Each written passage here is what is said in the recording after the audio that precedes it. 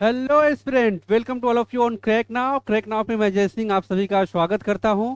बच्चों, आपका रिस्पांस काफ़ी अच्छा है। आप डेली बेसिस पे अपने आंसर लिखकर हमें सबमिट कर रहे हो और हमारे इस प्लेटफॉर्म को बड़ा कर रहे हो। तो आप लोगों से एक रिक्वेस्ट और है कि इस वीडियो को जल्दी जल्दी अपने स्टडी ग्रुप, अपने फ्रेंड जोन में शेयर कर दीजिए। चैनल को सब्सक्राइब कर लीजिए ताकि वैसे बच्चे जिनके पास अभी तक ये वीडियो नहीं पहुंच पाया है, हमारे इस प्रोग्राम का मोटिव नहीं पहुंच पाया है, वह हमसे जुड़ पाए और अपनी तैयारी को हमारे साथ आगे कंटिन्यू कर सकें। तो जैसा कि आप सभी जानते हैं कि इस प्रोग्राम में हम डेली एक क्वेश्चन आपके लिए लाते हैं। उस क्वेश्चन को हम सुबह अपने यूट्यूब के कम्युनिटी बॉक्स में सुबह 7 बजे आपको पोस्ट कर देते हैं। आप उस क्वेश्चन को दिन भर अपने वर्ड में सोचते हो, समझते हो, उसके बाद लिखकर हमें सबमिट करते हो। उसी क्वेश्चन का डिस्कशन शाम को 9 बजे अपलोड करते हैं हम यूट्यूब पे।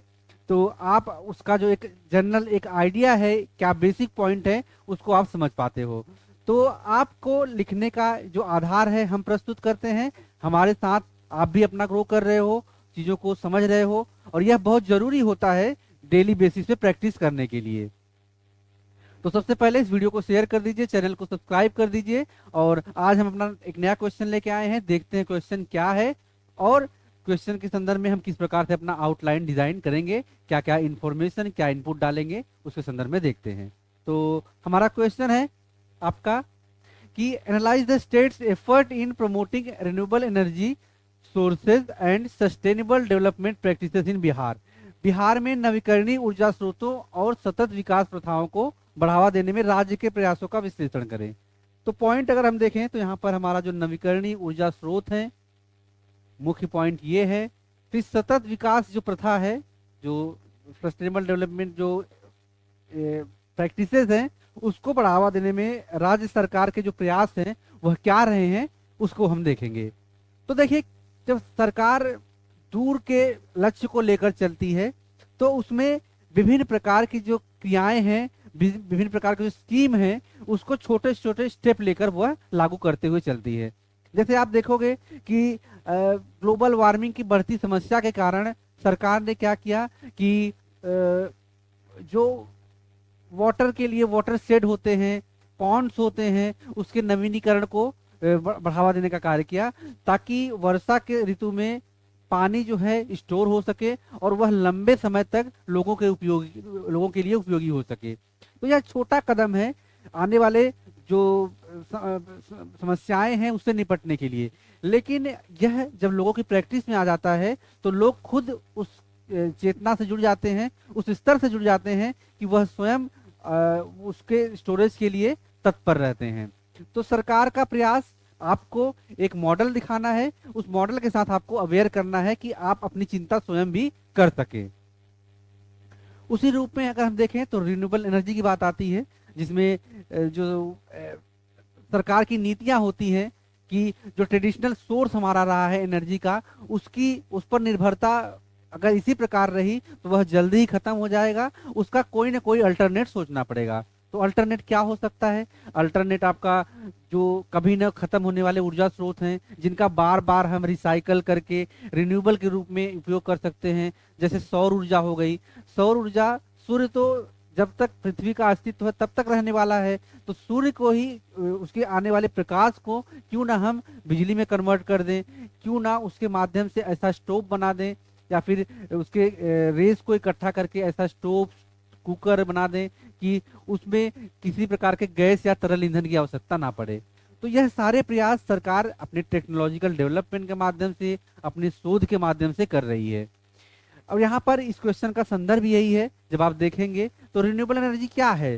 सौर ऊर्जा जो है उसका अधिक मात्रा में इस्तेमाल करना, पवन ऊर्जा जो है उसका इस रूप में इस्तेमाल करना कि आने वाली पीढ़ियां भी उस जो तकनीक है उसका इस्तेमाल कर पाए, वर्तमान जो एनर्जी की सोर्स है उसको कंज्यूम कर पाए, उसका उपयोग कर पाए। इसी रूप में आपके हाइड्रो इलेक्ट्रिक एनर्जी जो है उसको भी डेवलप किया जाता है कि दूर की संभावनाओं को लेकर पानी का जो बहाव है उसको एक आधार देकर, उसको रोक कर और विभिन्न मशीनों के माध्यम से उसका इलेक्ट्रिक में निर्माण करना और उस अदर रूप में इस्तेमाल करना जो है यह उपयोगी हो जाता है। इसलिए जो है सरकार इस पे विभिन्न प्रकार के प्रयास और परियोजनाओं को बढ़ावा देती है। तो चूंकि अगर यह नेशनल संदर्भ में हो रहा है तो राज्य भी वही करेंगे, क्योंकि जो नीतियां बनती हैं वह राष्ट्र के साथ साथ राज्य के संदर्भ में भी, भारत के संदर्भ में देखें तो राज्य भी वही कर रहा है। तो बिहार में कोई अलग से बहुत ज्यादा चीजें अलग नहीं हो जाएंगी।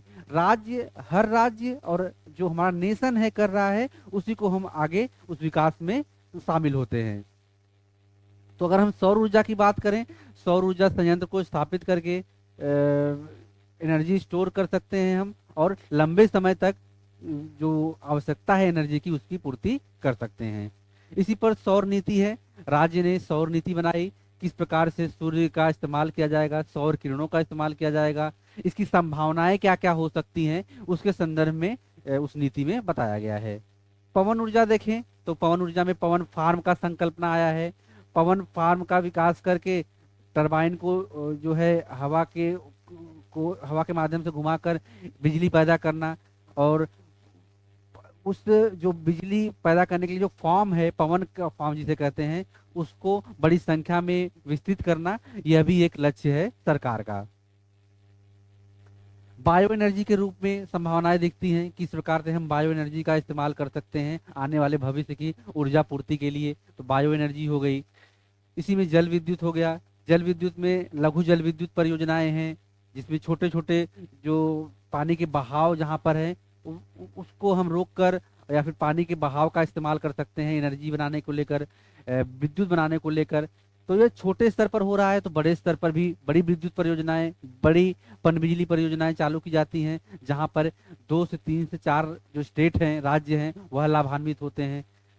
रिवर जो पानी का बहाव होता है, पानी के बहाव को एक निश्चित क्षेत्र में रोककर, या फिर इंटरलिंकिंग के माध्यम से बांध परियोजनाएं और विद्युत परियोजनाएं के लिए यह सब व्यवस्थाएं की जाती हैं। तो आप इसके संदर्भ में लिख सकते हैं। इसके अलावा अगर हम देखें तो सतत विकास प्रथाओं में जो छोटे छोटे स्टेप हमने बात की, उसमें ग्रामीण क्षेत्रों का विद्युतीकरण करना। ग्रामीण क्षेत्रों में चूंकि ऊर्जा का अभाव है, वहां पर विद्युत की पहुंच जो है बीते कुछ दशकों में अब जाके सुदृढ़ हो पाई है, लेकिन अभी भी बहुत सारे क्षेत्र अछूते रह गए हैं। तो ग्रामीण में विद्युतीकरण करना, यह सतत विकास प्रथाओं में शामिल हो सकता है। ऊर्जा दक्षता बढ़ाना, इस रूप में कि ऊर्जा की ऑडिटिंग हो, जिस रूप में धन व्यय किया जा रहा है उसके जो हितकारी लाभकारी लोग हैं उसको प्राप्त कर पा रहे हैं या नहीं, इसके संदर्भ में आप अपने आंसर को लिख सकते हैं। इसके अलावा हरित भवन पहल की, जो मकान हैं, जो बिल्डिंगें बन रही हैं, उसमें हरित भवन का कंसेप्ट होना चाहिए। उसमें आपको सूर्य की रोशनी आ सके, आप पेड़ पौधों को अपने घर के अंदर, अपने गलियारे में, अपने टेरिस पर उगा सको। ये सारी चीजें इसके डेवलपमेंट के लिए आवश्यक हैं। तो ऊर्जा भवन, जो हरित ऊर्जा भवन है, उसको डेवलप करना जरूरी है। इसी प्रकार से अपशिष्ट प्रबंधन करना, जो कचरे घरेलू माध्यम से, औद्योगिक माध्यम से निकल रहे हैं, उनका उचित प्रकार से निस्तारण हो सके, और उनका बिजली के रूप में भी अब संकल्पनाएं की जा रही हैं कि घरेलू अपशिष्ट का इस्तेमाल जो है बिजली के लिए किया जा सकता है। तो वह तकनीक डेवलप करना, यह सारी चीजें जो होती हैं आपकी सतत विकास की जो प्रथाएं हैं उसमें हम शामिल करते हुए डेवलप कर सकते हैं। इसके अलावा बुनियादी ढांचा विकास को डेवलप करना। बुनियादी ढांचा में आपके जो रोड, सड़क और जो आधुनिक वर्तमान आवश्यक वस्तुएं हैं, उनकी कनेक्टिविटी आपस में हो पाना। स्मार्ट सिटी की जो संकल्पना है उसको हम किस रूप में बेहतर कर सकते हैं कि स्वास्थ्य के लिए सड़क की उपलब्धता हो, हॉस्पिटल उपलब्ध हो, अच्छा स्वास्थ्य सबको मिले, अच्छी शिक्षा मिले। यह सारी चीजें इसमें हम शामिल कर सकते हैं। तो ये सारे पॉइंट हैं आपके, जो नवीकरणीय ऊर्जा को बचाने को लेकर सरकार प्रयास कर रही है, और सतत विकास प्रथाएं जो हैं इस रूप में प्रैक्टिस की जा रही हैं। तो यह इसका एक पार्ट है। फिर जो टैरिफ संरचनाएं हैं, जहां पर लोगों पर भार पड़ता है, उस टैरिफ संरचनाओं को रिलैक्सेशन देके, रिफ्लेक्ट करके, या फिर हम कहते हैं रिजिलियंट करके, जो कर माध्यम है उसको बढ़ावा दे सकती है। यह भी सतत विकास को बढ़ावा देने में योगदान करेगा। इसके अलावा छतों पर नेट मीटरिंग की सुविधा, कि जो व्यक्ति जितना इस्तेमाल कर रहा है बिजली का, उसको उसी रूप में भुगतान किया जाना चाहिए, उसके बिजली के जो चार्जेस हैं। तो इससे ट्रांसपेरेंसी शासन के स्तर पर भी, और नागरिक का जुड़ाव सरकार से बना रहेगा। इसके अलावा क्षमता निर्माण और जागरूकता करना, जैसे हमने हर हर टॉपिक में जो सोल्यूशन होता है उसमें यह बताते हैं कि किसी भी चीज़ के डेवलपमेंट के लिए जो क्षमता निर्माण है और जागरूकता है वह बहुत जरूरी है। तो कैपेसिटी बिल्डिंग जो है वह इस रूप में जरूरी हो जाता है कि आप अपने साथ साथ अपनी पीढ़ियों को और अपनी जनरेशन को शिक्षित कर रहे हो, ट्रेनिंग के माध्यम से, कैंप लगाकर और स्कूल में विजिट करके ये सारी जो योजनाएं हैं उसको लागू की जा सकती हैं। तो ये सारे पॉइंट हैं जो हमने देखा अपने इस क्वेश्चन के संदर्भ में। इसमें आप अपने जो कंक्लूजन है, तो नवीकरणीय ऊर्जा स्रोत क्योंकि व्यापक संभावनाएं रखता है, तो उस व्यापक संभावनाओं के लिए जो जो प्रयास किए जाने चाहिए उसके संदर्भ में हमने बात कर ली। तो आप इसमें अपने इस पॉइंट को लिख सकते हो कंक्लूजन में। मैं बार बार कहता हूं बच्चों कि कंक्लूजन जो होता है आपका वर्तमान नीतियों के साथ भविष्य की जो पहल होती है, भविष्य की जो आपकी विजन होती है उसको दर्शाती है। तो आप हम लगभग 2 महीने से हमसे जुड़े हुए हैं और आप जो अपने आंसर लिख रहे हैं उसका जो है काफी सुधार देखने को मिल रहा है और आप लोग बढ़ चढ़कर उसको लिख रहे हैं। तो यह आपके लिए लाभदायक है, लिखते रहिए क्योंकि लिखने वाले ही आगे कमाल करेंगे एग्जाम में। जब आप बैठोगे तब आपको इसका एहसास होगा कि दूसरे लोग क्या मिस कर दिए, क्योंकि वहां पर सोचने का समय नहीं मिलता है। आपका प्रैक्टिस जितना बाहर हुआ रहता है वही प्रैक्टिस वहां पे आप उतार पाते हो। तो लिखते रहिए, पढ़ते रहिए, व्यस्त रहिए। मिलते हैं नेक्स्ट क्लास में नए क्वेश्चन के साथ। तब तक थैंक यू सो मच।